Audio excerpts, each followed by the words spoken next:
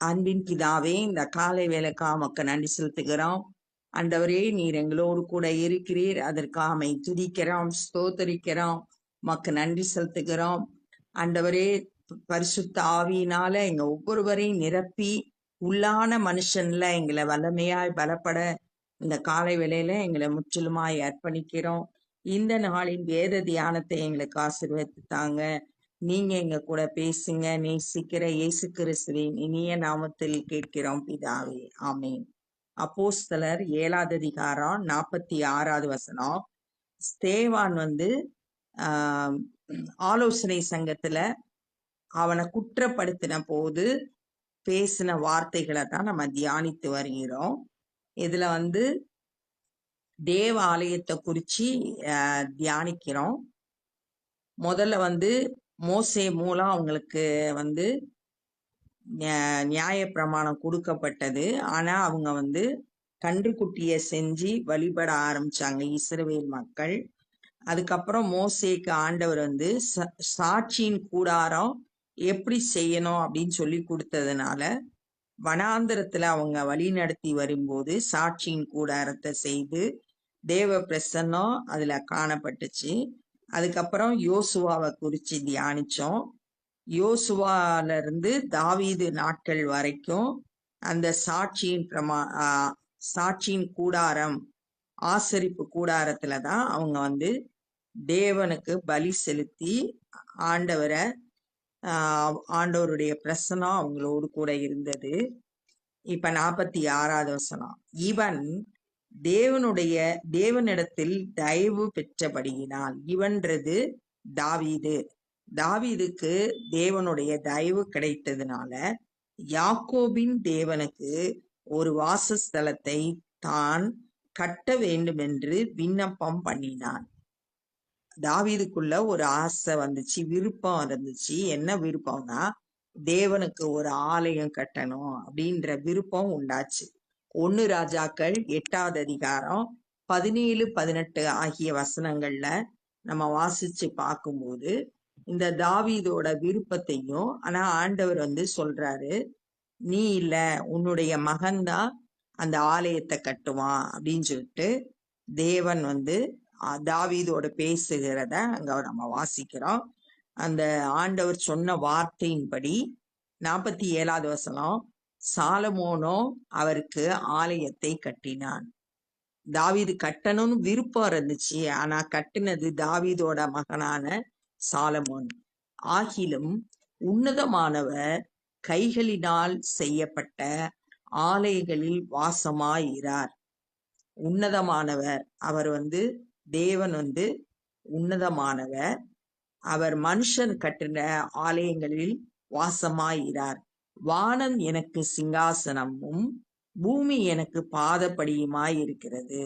வானம்தான் எனக்கு சிங்காசனம்னு சொல்றாரு, பூமி என்னுடைய பாதப்படி. அவ்வளோ உன்னதமானவர் அவர். எனக்காக நீங்கள் எப்படிப்பட்ட வீட்டை கட்டுவீர்கள்? நான் தங்கி இருக்கத்தக்க ஸ்தலம் எது?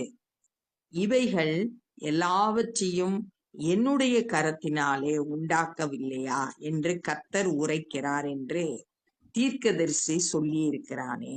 இது ஏசாயா தீர்க்கதரிசி 66வது அதிகாரம் 1, 2 ஆகிய வசனங்களை சொல்லப்பட்டிருக்குது.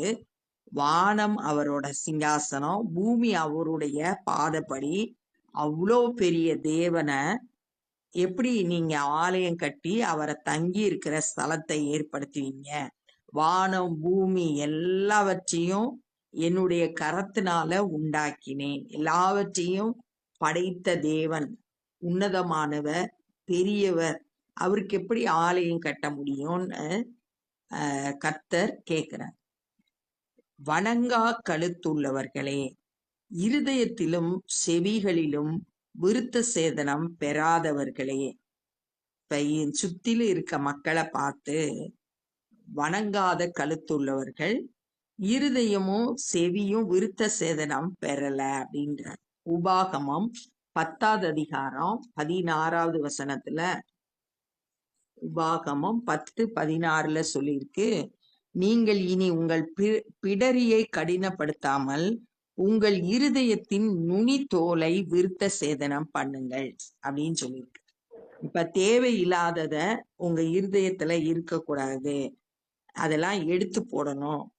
நம்மளோட இருதயமும் விருத்த சேதனம் பண்ணப்பட்டிருக்கணும். தேவையில்லாதது நம்ம இருதயத்துல இருக்கக்கூடாது. சுத்த இருதயமா இருக்கணும். அப்பதான் தேவன் அங்க வாசம் பண்ண முடியும். ஆண்டவருடைய பிரசன்னத்தை உணர முடியும். ஆண்டவருடைய சத்தத்தை கேட்க முடியும். அடுத்தது செவிகளில் விருத்த சேதனம் அப்படின்னு சொல்லப்பட்டிருக்கு. இது எரேமியா 6வது அதிகாரம் 10வது வசனத்துல சொல்லியிருக்கு. அவர்கள் கேட்கும்படி நான் யாரோட பேசி எச்சரிப்பேன். அவர்களுடைய செவி விருத்த சேதனம் இல்லாதது, அவர்கள் கேட்க மாட்டார்கள். கர்த்தருடைய வசனம் அவர்களுக்கு நிந்தையா இருக்கிறது, அதன் மேல் அவர்களுக்கு விருப்பம் இல்லை. காது விருத்த சேதனம் பண்ணப்பட்டிருந்தா தான் கர்த்தருடைய சத்தத்தை நம்ம கேட்க முடியும், அதை விரும்பி கேட்க முடியும். அப்ப இருதயமும் காதும் விருத்த சேதனம் பண்ணப்படணும், தேவ ஆவியினால சுத்திகரிக்கப்படணும். அப்படி இருந்தா தான் அவருடைய சத்தத்தை கேட்க முடியும். ஆனா சுத்திர இருக்க ஜனங்கள் இருதயமும் செவியும் விருத்த சேதனம் பெறல. உங்கள் பிதாக்களை போல நீங்களும் பரிசுத்த ஆவிக்கு எப்பொழுதும் எதிர்த்து நிற்கிறீர்கள். உங்கள் பிதாக்களை போல, உங்களோட முன்னோர்களை போல நீங்களும் பரிசுத்த ஆவிக்கு எதிர்த்து நிற்கிறீங்க. தீர்க்கதரிசிகளில் யாரை உங்கள் பிதாக்கள் துன்பப்படுத்தாமல் இருந்தார்கள்? பழைய பாட்டு காலத்துல தீர்க்கதரிசிகள் எல்லாம் எரேமியால நிறைய துன்பங்களை அனுபவிக்கிறத நம்ம வேதத்துல வாசிக்கிறோம். அப்படி தீர்க்கதரிசிகளை யாரை துன்பப்படுத்தாம இருந்தீங்க? நீதிபரருடைய வருகையை முன் அறிவித்தவர்களையும் அவர்கள் கொலை செய்தார்கள். நீதிபரர் இயேசு கிறிஸ்துடைய வருகையை குறித்து முன் அறிவித்த தீர்க்கதரிசிகளை கூட நீங்க கொலை செய்திருக்கிறீங்க. இப்பொழுது நீங்கள் அவருக்கு துரோகிகளும் அவரை கொலை செய்த பாதகருமாய் இருக்கிறீர்கள். நீங்க துரோகிகள், அவரை கொலை செய்த இயேசுவை கொலை செய்த பாதகர்களா இருக்கிறீங்க. தேவ தூதரை கொண்டு நீங்கள் நியாயப்பிரமாணத்தை பெற்றிருந்தும் அதை கை கொள்ளாமல் போனீர்கள் என்றார். தேவதூதர்கள் மூலம் நியாயப்பிரமாணம் தேவனே மோசே கிட்ட கொடுத்தாரு. ஆனா இங்க இவன் சொல்றாரு, தேவதூதரை கொண்டு நியாயப்பிரமாணத்தை நீங்கள் பெற்றிருந்தும் அதை கை கொள்ளல அப்படின்னு சொல்லிட்டு அவங்க வேத வசனத்தை ஏற்றுக்கொள்ளாதத அந்த ஜனங்களோடு ஸ்தேவான் பேசினாரு. இவைகளை அவர்கள் கேட்டபொழுது மூர்க்கம் அடைந்து அவனை பார்த்து பல்லை கடித்தார்கள். ஸ்தேவான் பேசின இந்த வார்த்தைகளை கேட்டவுடனே அவங்களுக்கு கோபம் வந்துருச்சு. இவன் கொலை பாதகன், கொலை செய்தீர்கள் அப்படின்னு சொன்ன வார்த்தைகளை கேட்ட உடனே கோபம் பல்ல கடிக்கிறாங்க. அவன் பரிசுத்த ஆவியினாலே நிறைந்தவனாய் வானத்தை அண்ணாந்து பார்த்து தேவனுடைய மகிமையையும் தேவனுடைய வலது பார்சத்தில் இயேசுவானவர் நிற்கிறதையும் கண்டு, ஸ்தேவான் பரிசுத்த ஆவியானவரால் நிறைந்தவனாய் இருந்தா. அப்ப வானத்தை பார்க்கும்போது தேவனுடைய மகிமையை பார்க்கிறாரு. இயேசு கிறிஸ்து தேவனுடைய வலது பார்சத்தில் நிற்கிறத தரிசனத்தை பார்க்கிறாரு, மகிமையை பார்க்கிறாரு. வலது பார்சத்துல இயேசு நிற்கிறத பார்க்கிறார்.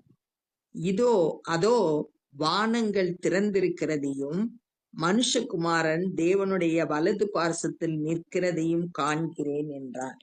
பார்த்துட்டு அவர் சொல்றாரு, வானம் என்ன செஞ்சிருக்கு? திறந்திருக்கு. அதுல தேவனோட வலது பக்கத்துல இயேசு கிறிஸ்து நிற்கிறாரு, அதை நான் பார்க்கிறேன் அப்படின்னு சொல்லிட்டு காண்கிறேன் என்கிறார். அந்த தரிசனத்துல என்ன பார்த்தாரோ அதை அப்படியே சொல்றார். அப்பொழுது அவர்கள் உரத்த சத்தமாய் கூக்குரலிட்டு தங்கள் காதுகளை அடைத்து கொண்டு ஒருமனப்பட்டு அவன் மேல் பாய்ந்து ஒரே கூச்சல் போடுறாங்க. சுத்தி இருந்த குற்றப்படுத்தின அந்த ஜனங்கள் காதுகளை அடைச்சுக்கிட்டாங்க, சத்தம் கேட்க கூடாதுன்னு.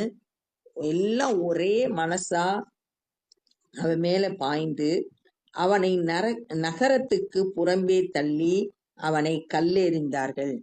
அவங்களுக்கு நியாய பிரமாணத்துல சொல்லப்பட்டிருக்கிறது, தேவனுக்கு விரோதமா யாரு பேசுனா அவங்கள கல்லெறிந்து கொள்ளணும்னா, பாளையத்துக்கு புறம்பாக்கி கல்லெறிந்து கொள்ளணும். என்னாகமம் 15வது அதிகாரம் 35வது வசனத்துல இது எழுதப்பட்டிருக்கு. அதன்படி இவங்க என்ன செய்யறாங்க? கல்லெறிந்தாங்க. சாட்சிக்காரர் தங்கள் வஸ்திரங்களை கழட்டி சவுல் எனப்பட்ட ஒரு வாலிபனுடைய பாதத்தருகே வைத்தார்கள். இந்த பொய் சாட்சி சொல்றதுக்கு ஏற்பாடு பண்ணி அவங்க கூட்டிட்டு வந்திருந்தாங்க. நம்ம முந்தின அதிகாரத்துல 33வது வசனத்துல வாசிக்கிறோம். 6வது அதிகாரம் 13வது வசனம். 13வது வசனத்துல பொய் சாட்சி சொல்றவங்கள, அந்த பொய் சாட்சி சொன்னவங்க தங்கள் வஸ்திரங்களை கலற்றி சவுலோட பாதத்துல வைத்தாங்க. சவுல்ன்ற வாலிபனோட பாதத்தருகே வைத்தார்கள். அப்பொழுது கர்த்தராகிய இயேசுவே, என் ஆவியை ஏற்றுக்கொள்ளும் என்று ஸ்தேவான் தொழுது கொள்கையில் அவனை கல்லெறிந்தார்கள். கடைசியா ஸ்தேவான் தன்னை முழுவதுமா ஒப்பு கொடுக்கிறத பாக்குறோம். இது இயேசு கிறிஸ்து தன்னுடைய சிலுவை மரணத்துக்கு முன்பாகவும் இதே மாதிரி ஒரு ஜெபம் பண்றத லூக்கா 23வது அதிகாரம் 46வது வசனம்.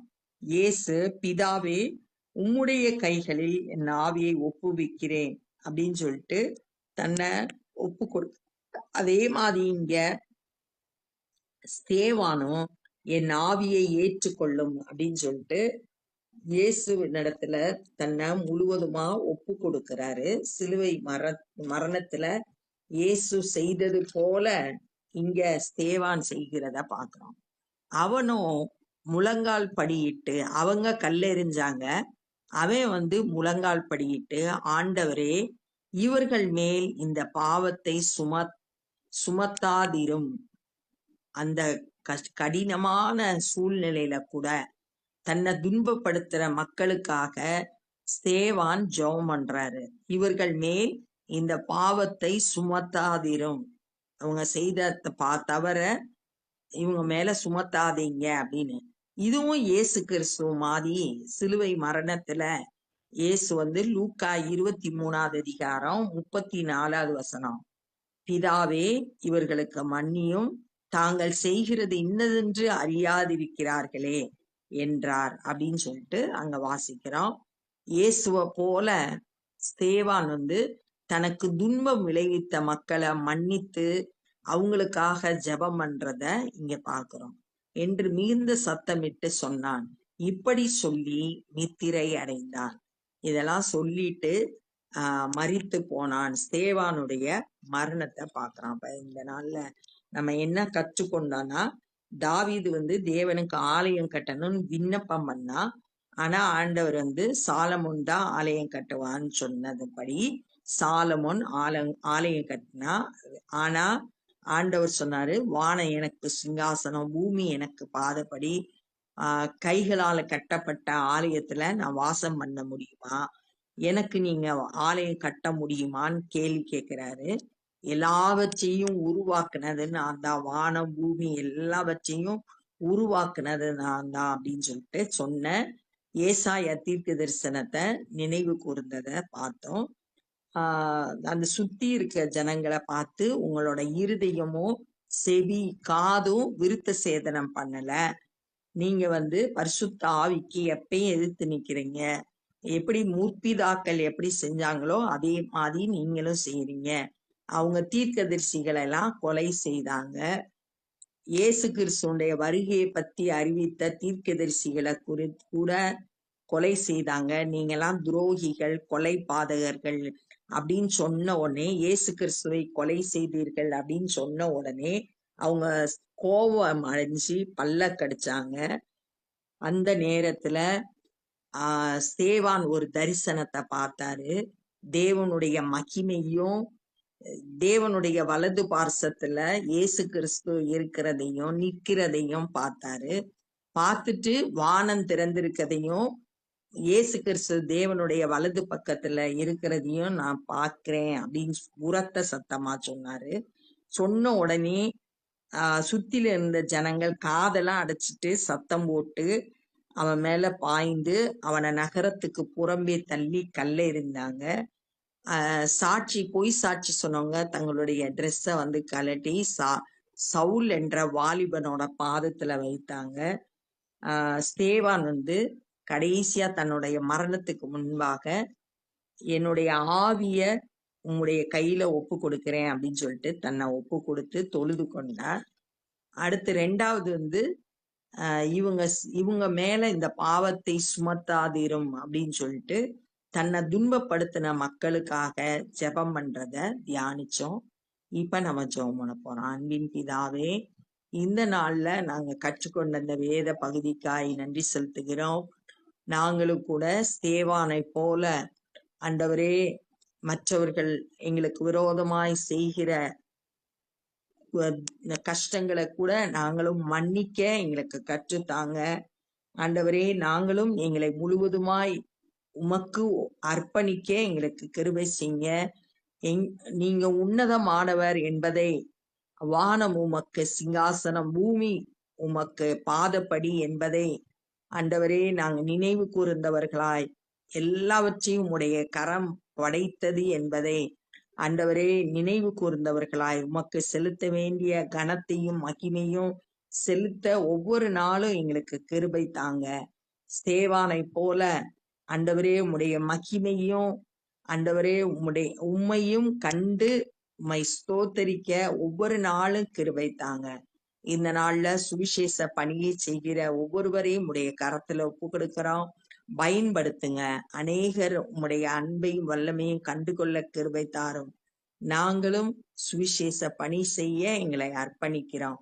நேசிக்கிற இயேசு கிறிஸ்துவின் இனிய நாமத்தில் கேட்கிறோம் பிதாவே, ஆமே. என் ஆத்துமாவே கர்த்தரை ஸ்தோத்திரி, என் முழுவலுமே பரிசுத்த நாமத்தை ஸ்தோத்திரி. என் ஆத்துமாவே கர்த்தரை ஸ்தோத்திரி, கர்த்தர் செய்த சகல உபகாரங்களை மறவாதே. ஆமே. God bless you.